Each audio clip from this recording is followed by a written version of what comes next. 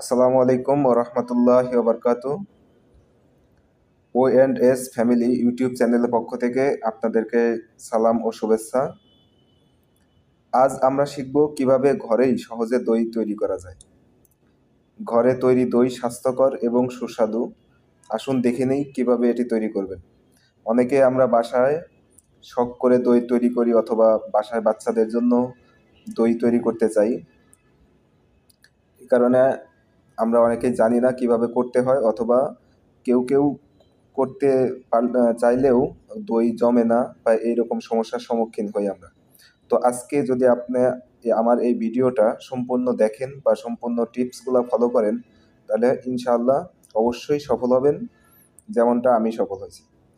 ঠিক আছে? তো কথা না বাড়িয়ে শুরু করা যাক। প্রথমেই বলে নেই, আপনারা দই তৈরি করার জন্যে খুব বেশি কিছু লাগবে না। জাস্ট দুধ, 1 লিটার দুধ নেবেন। প্রথম অবস্থায় অল্প করেই তৈরি করে দেখবেন। প্রথমে 1 লিটার দুধ আর কিছু পাত্র লাগবে জ্বালানোর জন্য, একটা পাতিল, সাথে চামিচ, চিনি, আর হচ্ছে আপনাদের দই বীজ, অর্থাৎ টক দই অথবা আপনার মিষ্টি দইও যদি ঘরে থাকে, দই লাগবে। ঠিক আছে? আর পাত্র, ঢাকনা, এগুলা তো লাগবেই। তো প্রথমে আমি একটা পাতিলে 1 লিটার দুধ নিয়ে নিছি। দুধগুলো আমি তাপে দিয়ে দিছি, অর্থাৎ চুলা জ্বালিয়ে এটা আমি জাল করতেছি এবং নাড়তেছি। বারবার নাড়বেন, কারণ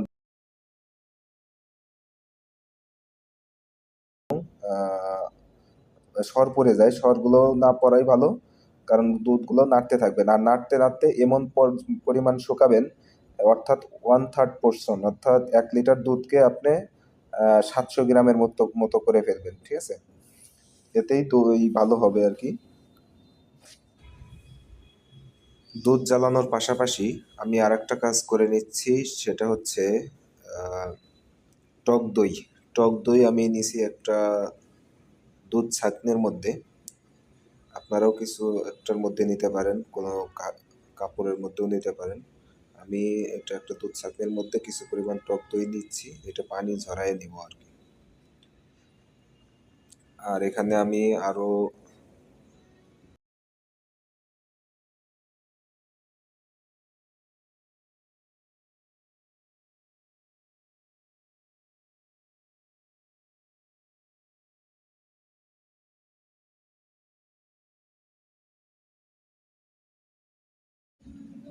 আমি জ্বালানো দুধ থেকে দেখেন একটা বাটিতে একটু দুধ উঠায় রাখতেছি। এটা আসলে উঠানোর কারণ হচ্ছে ক্যারামেলের মধ্যে আমি এই দুধটুকু দিয়ে গুলিয়ে নেব, এই জন্যে একটু উঠায় নেওয়া আর কি। এখন দেখাবো ক্যারামেল তৈরি। ক্যারামেল তৈরির জন্য আমি একটা প্যানে কিছু 3 চামচ চিনি আর একটু পানি নিছি জাস্ট। এটা আসলে দেখানো হয় নাই। চিনি, এটা কিছুই না, জাস্ট চিনি 3 চামচ আর একটু পানি আর কি, 2-3 চামচ পানি। এটা নিয়ে জাল করে নিচ্ছি। এটা নিয়ে হালকা তাপে জ্বালিয়ে নেবেন আর নাড়তে থাকবেন, জ্বালিয়ে নেবেন আর ঘন ঘন নাড়তে থাকবেন, কারণ না হলে আবার এটা জমাট বেঁধে যাবে বা পানি শুকায় গেলে ভালো হবে না। এটা ঘন ঘন নাড়তে থাকবেন। নাড়তে নাড়তে দেখবেন এক পর্যায়ে একটা কালার চলে আসবে। তো আপনারা যেমন কালার, একটু কড়া লালচে কালার যদি আনতে চান, তাহলে একটু বেশি করে জ্বালাতে হবে। আর এই ক্যারামেল দইয়ের জন্যে জাস্ট কালার তৈরি করে, আর কিছুই না।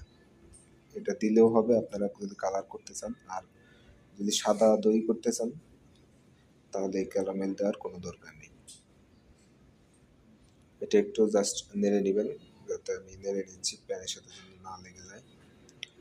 কিছুক্ষণ নাড়লেই এটা একটা কালার চলে আসবে। দেখেন আগের চেয়ে আস্তে আস্তে একটু কালারফুল হচ্ছে, লাল হচ্ছে।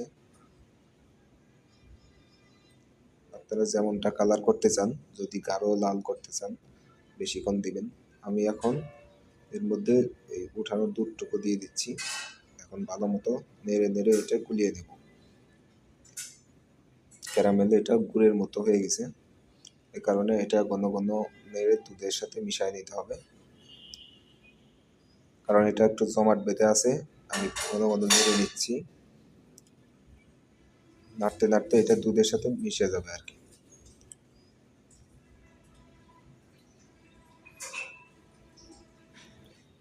আমি এখন যে ক্যারামেলটা তৈরি করলাম, এটা আমি এখন দুধের পাতিলের মধ্যে দিয়ে দিব, যেখানে আমি দুধ জাল করছিলাম। এই দুধের পাতিলের মধ্যে দিয়ে আর একটু জাল করে নেব, যাতে সম্পূর্ণ দুধে একটা কালার চলে আসে। দুধটার মধ্যে দেখবেন একটা সুন্দর কালার চলে আসছে।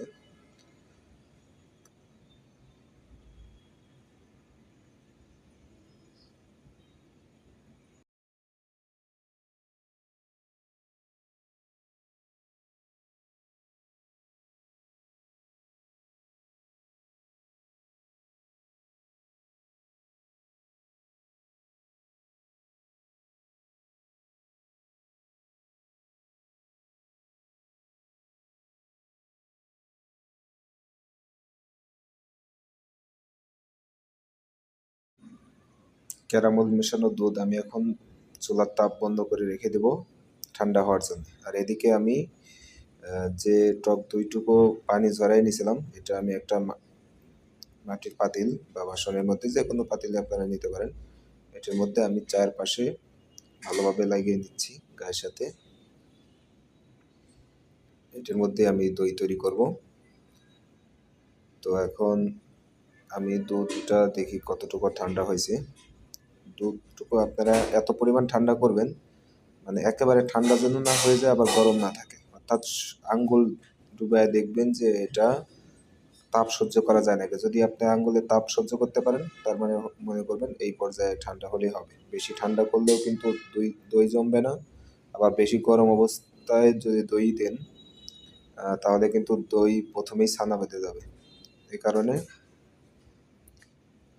তাপটা একটু দেখে নেবেন, দুধ কেমন গরম আছে। এরপরে আমি এটা ঢেলে নিলাম।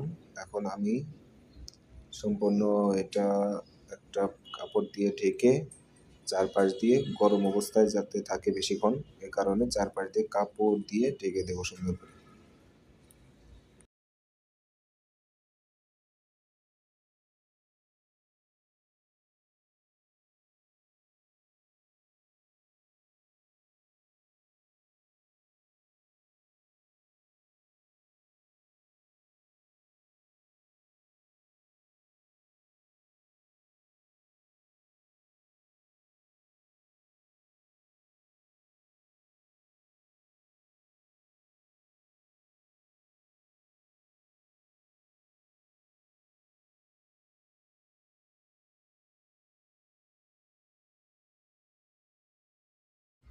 আমি এভাবে ঢেকে প্রায় 3 ঘন্টা, 3.5 ঘন্টার মতো রেখে দিয়েছিলাম। এখন দেখবো যে দই কেমন হয়েছে। এই যে আমার দইয়ের পাতিল, দেখেন দইটা কিন্তু জমে গেছে। আলহামদুলিল্লাহ, অনেক সুন্দরই হয়েছে, কালারটাও সুন্দর হয়েছে এবং দই খুব ভালোভাবেই জমছে। এখন দেখি, একটু কেটে দেখি কেমন জমছে। এই যে দেখেন, আমি চামিচ দিয়ে কেটে দেখাচ্ছি। ও, অনেক সুন্দরভাবে জমছে দই।